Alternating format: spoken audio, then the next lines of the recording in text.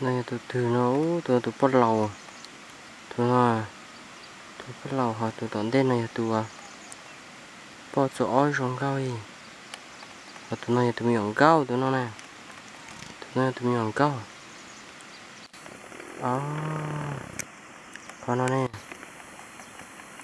bỏ ra đâu bỏ nè đâu y ô bé tụi lầu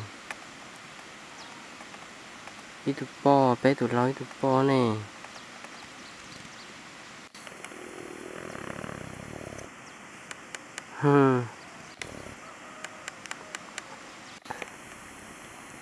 bé tụi lầu sư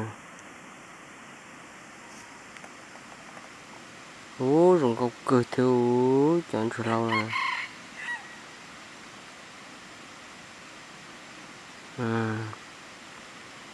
bé tụi lầu sư bé tụi lầu bé tụi bò xa tụi rồi tụi bò lầu nè của tụi bò lầu nó rồi mình nhổ cháo cho mình nhổ mày tuổi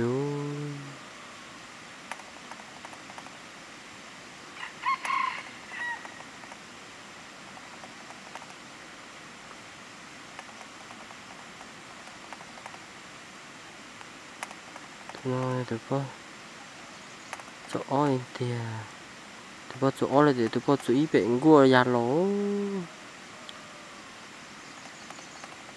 tụi nó gao mò tụi nó nè tụi nó gao mò tụi ý lo nó mà nhiều con trâu bò lẩu anh ta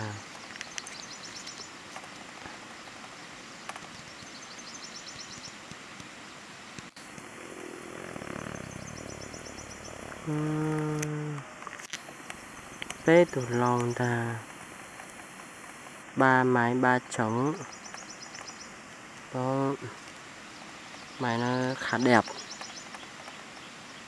đây nhá ba trống này hơi vàng đấy nhỉ ui hơi đẹp đấy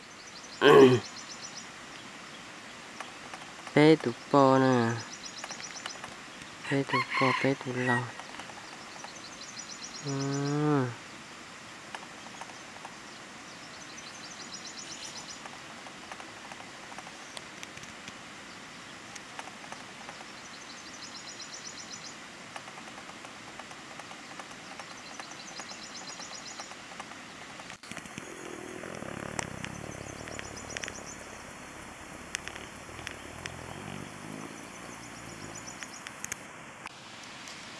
ok hôm nay thì nó ra kiếm ăn ở đây thì mình mới phát hiện ra nhá. Cái đàn này thì nó hơi nhanh đấy nên là không kịp quay nó đã chạy, nó đã trốn thoát rồi.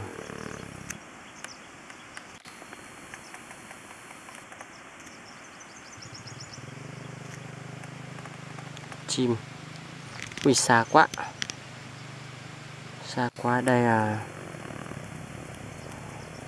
gần 100. Hóa ra một con ở đây nữa mọi người ơi. Chưa tìm thấy. Ui đâu rồi? Đấy, đây, một con ở đây nữa. Con này là con trống à? Hay con mái nhỉ? Con này con mái, con trống. Ui, còn mái thôi.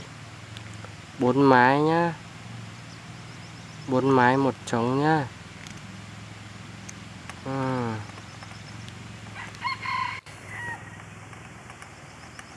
4 mái 1 2 3 4 4 mái 3 trống thôi, lứa này ấy. Giờ mới phát hiện ra 4 con mái 3 con trống.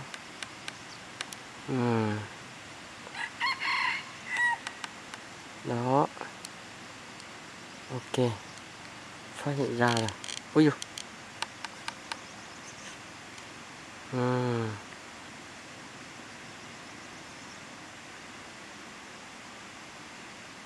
4 mái 3 trống.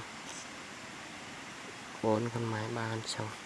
Bé thuộc bò, bé plau thuộc bò, bé thuộc lao sư. Không có cười thôi. Thì rất xia xia theo ô. Nó này.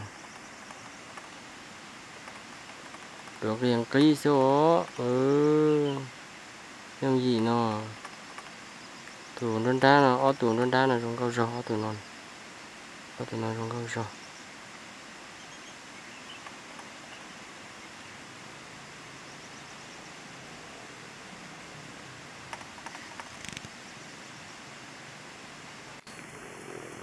ok như vậy đã xong.